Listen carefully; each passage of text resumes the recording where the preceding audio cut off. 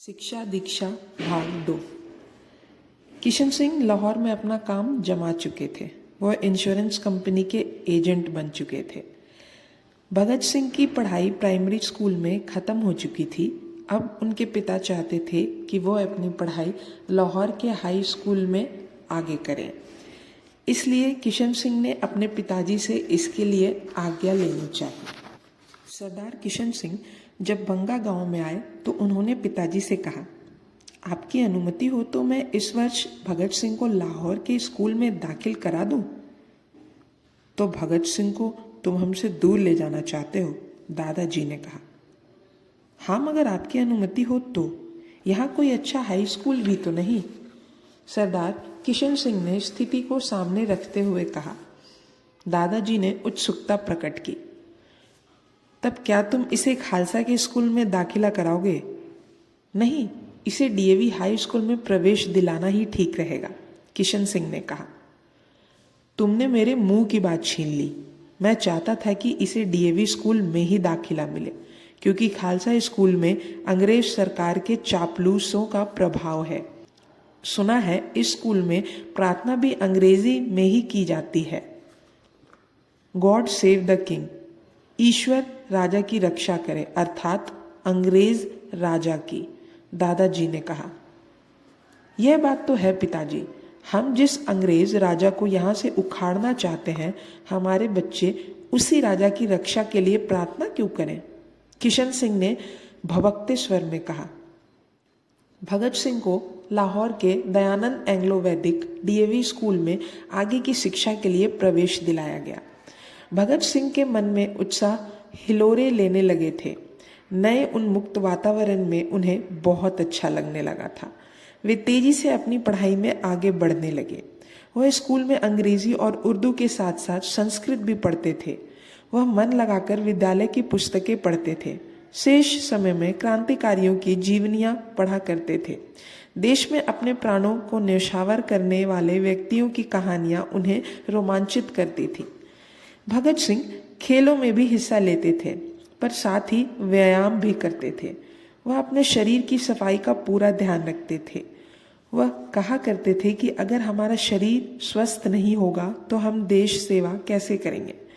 उनके सहपाठी उनका आदर तो करते थे, पर उनकी बातों को ठीक से समझ नहीं पाते थे।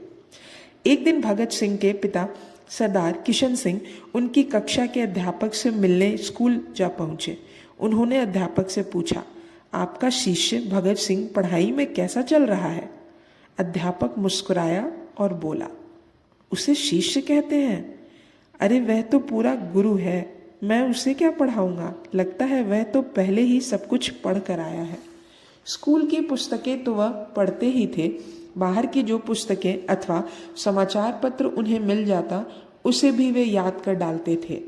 उन दिनों राष्ट्रीय प्रश्नों पर उनका ज्ञान अपनी कक्षा और आयु दोनों से काफी आगे था। भगत सिंह अपने दादाजी का कहना नहीं भूले थे। वह समय निकालकर उन्हें पत्र लिखते थे। भगत सिंह की कलम से निकले जो सबसे पहले अक्षर समय की तूफानी आंधियों में सुरक्षित रह गए, वे एक कार्ड के रूप में है। यह कार्ड उन्होंने अपने दादाजी सरदार अर्जुन सिंह को लिखा था। भगत सिंह तब छठी कक्षा में पढ़ते थे। कार्ड उर्दू में था, मगर इस पर तारीख नहीं थी, मगर लाहौर के डाक खाने की मुहर में 22 जुलाई सन 1918 ईस्वी की मुहर थी। उन्होंने लिखा, ओम श्रीमान पूज्य बाबा जी नमस्ते। अर्ज यह है कि खत आपका मिला, पढ़कर दिल को खुशी हासिल हुई। इम्तिहान की बाबत यह है कि मैंने पहले इस वास्ते नहीं लिखा था, हमें बताया नहीं था। अब हमें अंग्रेजी और संस्कृत का नतीजा बताया है, उसमें मैं पास हूँ। संस्कृत में मेरे 150 नंबरों में से 110 नंबर हैं। अंग्रेजी में 150 में से 67 नंबर हैं। जो 150 नंबर में से 50 नंबर ले जाए वह पास होता है। नंबर 67 लेकर अच्छा पास हो गया हूँ। किसी किस्म की फिक्र ना करें, बाकी नहीं बताया है। और छुट्टियाँ 8 अगस्त को पहली छुट्टी होगी। आप कब आएंगे? तहरीर फरमावे। आपका दावेदार भगत सिंह। संस्कृत में भगत सिंह ने 150 में से 110 नंबर लिए, पर अंग्रेजी में 150 में से 67 नंबर ही। उन्होंने सोचा कि इसके दादाजी के मन पर बुरा प्रभाव ना पड़े, इसलिए बताया कि पास होने के लिए सिर्फ 50 नंबर ही चाहिए थे। मैं 67 नंबरों से अच्छा पास हो गया हूँ। कार्ड के ऊपर लिखा था ओम, और संस्कृत में दिलचस्पी दादा सरदम का प्रभाव दर्शाते हैं, और बात कहने का ढंग, उनके स्वभाव में भोलापन और चतुराई का जो संगम था उसे स्पष्ट करते हैं। पढ़ाई के साथ साथ हमेशा रुचि खेलों में भी समान रही। वे उनमें रस लेते थे और परिपूर्णता प्राप्त करने का प्रयत्न करते थे। सन 1919 में महात्मा गांधी ने भारतीय राजनीति में एक अलग अंदाज में प्रवेश किया तो देश में एक लहर दौड़ गई।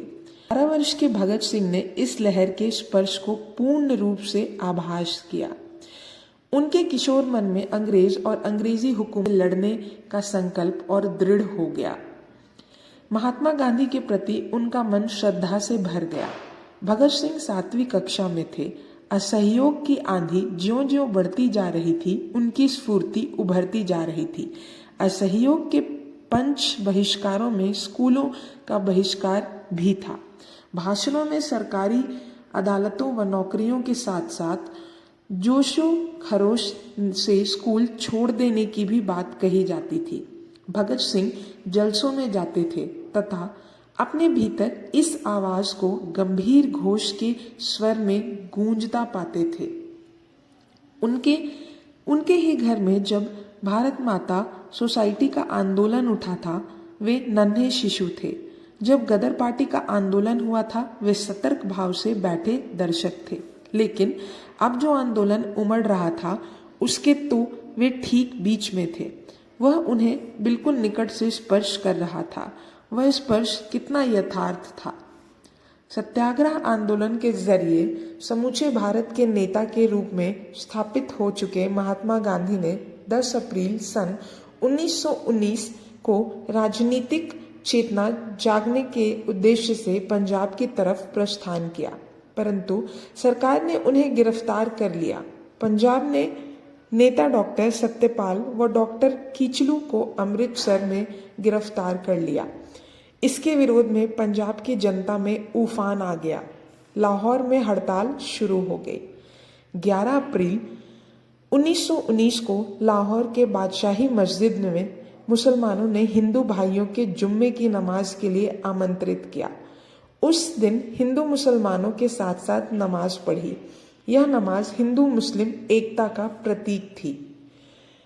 यह देख ब्रिटिश सरकार बौखला गई। पंजाब के लेफ्टिनेंट गवर्नर डायर ने इन घटनाओं को अपने लिए चुनौती व अपमान माना तथा किसी भी कीमत पर इस तूफान को शांत करने का निश्चय कर लिया। उसने पूरे देश में हर प्रकार की सभा अथवा बैठक पर प्रतिबंध लगा दिया, परंतु आम जनता आंदोलित थी। 13 अप्रैल सन 1919 को अमृतसर में जालियांवाला बाग हत्याकांड हो गया। हजारों निहत्थे लोगों पर अंग्रेजी हुकूमत ने गोली चलवा दी। भगत सिंह तब अपनी उम्र के 12वें साल में थे। दूसरे दिन ठीक समय पर वे घर से स्कूल चले गए, मगर ठीक समय पर लौटे नहीं। वातावरण में अशांति फैली हुई थी। सबको चिंता हुई, क्यों नहीं आया भगत सिंह? चिंता अपनी जगह ठीक थी। स्कूल से छुट्टी होने के बाद उन्होंने जालियांवाला बाग जाकर जनता के खून से लथपथ मिट्टी उठाई, माथे से लगाई और थोड़ी सी एक शीशी में भरकर लौट आए। अमृतसर में आतंक की आंधियां चल रही थी। दमन का नगाड़ा बज रहा था। फौजी लोग नमस्ते की जगह भी गोली का उपयोग करते थे। पिटाई, गिरफ्तारी, खून और लाश ही वहां के दृश्य थे। उस हालात में वे जालियांवाला बाग पहुंचे थे। भगत सिंह घर में देर से पहुंचे तो उनकी छोटी बहन अमर कौर ने चुपके से आकर कहा, वीरा, आज इतनी देरी क्यों हो गई? पर भाई ने इसका कोई उत्तर नहीं दिया। बहन ने फिर कहा, मैंने तुम्हारे हिस्से के आम रखे हैं, चलो खा लो। भगत सिंह गुमसुम थे। उन्होंने कोई उत्तर नहीं दिया। बहन को देखते ही रहे। बहन घबरा गई, पूछने लगी, क्या बात है, आपकी तबीयत तो ठीक है? भगत सिंह के चेहरे पर हवाइयां उड़ रही थी। गंभीर होकर बोले, खाने की बात मुझसे मत कर, आओ तुम्हें एक चीज दिखाऊं। यह कहकर उसे खून से लथपथ मिट्टी दिखाकर बोले, इन अत्याचारी अंग्रेजों ने हमारे अनगिनत आदमी मार दिए। मैं वहां गया था, यह मिट्टी वहीं की है। अमर कौर भाई की बात सुनकर सहम उठी, पर भगत सिंह ने अपनी बात जारी रखी। उन्होंने बहन को शीशी में भरी मिट्टी दिखाते हुए जालियांवाला बाग हत्याकांड की पूरी कहानी सुनाई। फिर यह भी बताया कि किस प्रकार बंदूकें ताने खड़े सिपाहियों की आंखों में धूल झोंककर वे जालियांवाला बाग पहुंचे तथा वापस आए। सारी बातें बताने के बाद वे फूल तोड़कर लाए और शीशी को घर में एक स्थान पर रखकर उस पर फूल चढ़ाए।